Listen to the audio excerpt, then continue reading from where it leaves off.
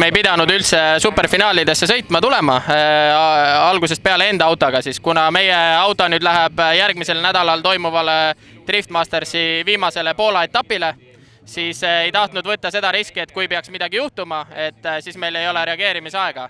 Ja Deniss, autoomanik, ütles 2-3 päeva tagasi enne võistlust, et ta pakuks siukse auto välja, ta on semi-pro reeglitele vastav, et kas ma tahaksin enne Poolat siis siin sõita või osaleda. Ja võtsin selle pakkumise vastu ja siin me oleme. Ma olen päris rahul enda tandem jälitussõitudega siis. Ja et sai päris lähedal ja ilusti kannal aastatud, et me täna hommikul esimest korda seda autot nägime, tulime, istusime, pole treeningut ega mingit prooviringi teinud, nii et siiamaani on kõik väga hästi läinud, kiirusega saame järgi ja arvan, et see on peamine. Oliver Randalu vastu sõita täielik au, Driftmastersi mees ikkagi, endal suumad silmad võib-olla on ka sinna suunas, et võib-olla on järgmisel hooajal tehtud siit tore algus, et siukse mehega saab koos harjutada. Hooaeg ju algas trennidega meil ja me autot üritasime hästi palju testida ja trennides ju tegelikult kõik sujus ja sai selle uue mootoriga, mis ehitatult sai talvel väga hoolikalt nagu sina peale, kõik jõunumbrid ja asjad olid ilusad. Ja siis ma ei tea, kas peale teist etappi, mis oli siis Eesti arvestuses Pärnus trennides auto, see värskelt ehitatud mootor tegi kapuum, lendas õhku piltlikult öeldes, aga mis seal juhtus, siis ploki sisse ühesse silindrasse tuli mõra, mis oli siuke valuviga või alumiiniumiviga või kes seda enam tagantjärgi oskab öelda. Ja ehitasime uuesti uue mootori Viljar Mässepa abiga, kellel juhuslikult vedeles üks täiustatud jahutussärgi süsteemiga plokk ja tegime kiire rebuildi ja läksime siis jahtima parimaid kohti nii Eesti arvestuses kui Läti arvestuses, et me sõidame ju lätlastega hästi palju koos ja paar korda tuleb Lätis käia, et sõita siis Läti arvestust ka mida me oleme teinud ja sealt vaikselt hakkas kuidagi asi minema ja see mootori ehitamine muidugi käinud ka üleöö. See oli niimoodi, et me panime varu mootori peale, mis oli mõeldud meie ühe teise kere peale, et talvel sõita, harjutada, kätt soojas hoida, aga see oli siis täiesti romula mootor, stock mootor, mille me võtsime alt lahti, vahetasime saaled ja panime ta kokku ja panime peale ja käed sõrmed krussis loodetes, et ta peab seda miinimumrõhku 0,05 barri vastu ja sellega me sõitsime tegelikult 2 etappi ja kogusime kindaid punkte, et Saku Suurhallis tuli 3. koht, siis sealt edasi ongi tegelikult tulnud poodiumid kuni tänase päevani, et 5. poodium tuleb nüüd järjest, et kui me peale Pärnu etappi olime Eesti arvestuses eelviimane, 16. kui ma ei eksi, siis siia etapile viimasele tulles Eesti arvestuses me hoidsime teist kohta ja see on tänu siis võitude seeriale tulnud, et siin 2 esimest kohta võetud ja siis täna ka poodium. Tänane päev on olnud pro-klassis ikkagi pingeline, sest et on vaja sõita ära ikkagi finaalsõitudeni ja keegi peab alati võitma, nii et igaüks pidi andma endast parima. Ja seda tegime ka meie.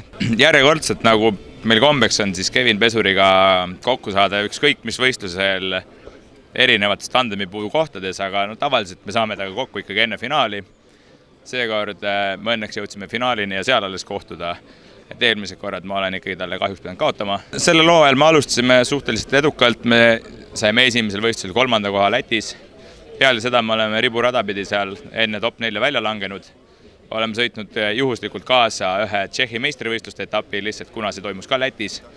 Seal me saime ka 4. koha tegelikult ja ülejäänud oleme siin hoidnud stabiilset kohta, et Eesti arvestuses see tõenäoliselt viib meid ikkagi teise koha peale. Auto on olnud meil läbi hooaja väga hea. Peale seda, kui autot hakkas jäädistama, siis üks Soome mees Samuli on ka tulnud head tulemused ja autoga sõita on imeline. Balti meistritiitel on meil küll käes, aga siiski hooaeg on veel poolik, et meil on siin täna toimumas Eesti meistrivõistlus, Eestis siis viimane etapp ja tegelikult pro-klassis on veel ka Lätis üks etapp veel 2 nädala pärast, et see, et Balti hooaeg läbi sai, ei tähenda, et muud sarjad läbi on, et meil on veel 2 sarja, kus on siis vaja ja minna võidelda. Kindlasti tulime sama mõttega täna siia ka, et midagi mütsiga lööma ei tulnud. Meie võistluspäev oli nagu üsna sükene lühikene selles mõttes, et pro-klassis ainult Eestis oli meil 7 sõitjat, et Baltis on vähemalt sükene 40 sõitjat, et saad nagu võistlusasardi sisse ka. Aga täna oli niimoodi, et kvalifikatsioonis saavutasime esimese koha, saime otse edasi poolfinaali tänu sellele, kuna sõitjaid oli nii vähe.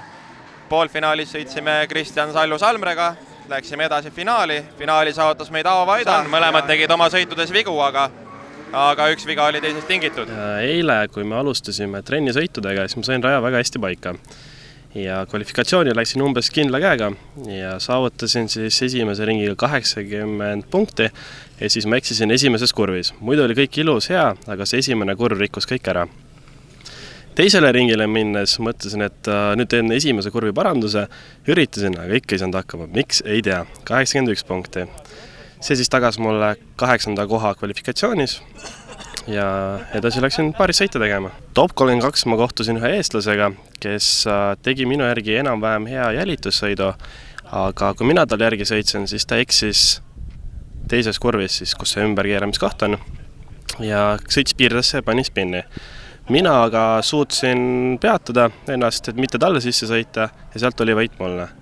Edasi mul tekkis vastaseks top 16 Läti kõige tugevam sõitja, kes on street-klassi, nagu ma olen aru saanud, sõitnud äkki 5-6 aastat. Ta hoiab Lätis ka juba mitu aastat kõrgemat kohta.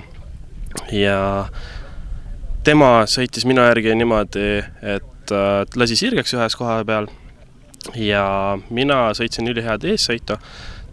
Vastupidi sõitus oli täpselt samamoodi, aga viimases kurvis seal piirde vahel ta tegi mingi nõksu, millest ma täpselt aru ei saanud ja siis ma ei tõmmanud otseselt sirgeks, aga ikkagi natukene siuke wobblemine oli, siis sealt tuli one more time. Ja teise sõidu ma täpselt ei tea, kus ta eksis või mis ta eksis, aga võidu sain mina kirja. Edasi siis läksin ma sõitma top 8 taaskord lätlasega, kus mina siis alustasin jälitaja positsioonis. Teda jälitada mul õnnestus väga hästi, aga eessõidus kahjuks küll kohtunikud ei pannud tähele, aga lätlane sõitis mul tagant sisse, mul on auto peal märkmed olemas ja pauk oli päris hea, siis mul viskas jällegi seal samast ümberkeeramiskoha pealt, viskas mul liiga suure nurga ette, tänu sellele, et ma sain taganurka, sain löögi.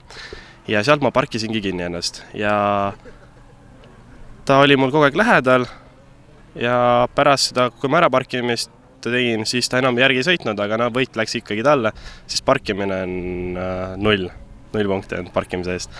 Aga jällegi kohtunikud ei pannud tähele.